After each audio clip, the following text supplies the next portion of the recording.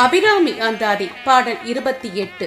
இப்பாடலை பாராயணம் செய்ய அபிராமி அன்னையின் பரிபூரண அருள் கிடைக்கும். சொல்லும் பொருளும் என நடமாடும் துணைவருடன் புல்லும் பரிமள பூங்கொடியே நின் புது மலர்த்தாள் அல்லும் பகலும் தொழுபவர்க்கே அழியா அரசும் செல்லும் தவ நெறியும் சிவலோகமும் சித்திக்குமே. சொல்லும் பொருளும் போல் இணை பிரியாத சக்தியும் சிவமும் நடமாடிக்கொண்டு சேர்த்தே இருக்கின்றார்கள். இதன் பொருள் விளக்கம்: சொல்லும் பொருளும் போல் இணை பிரியாத சக்தியும் சிவமும் நடமாடிக்கொண்டு சேர்ந்தே இருக்கின்றார்கள்.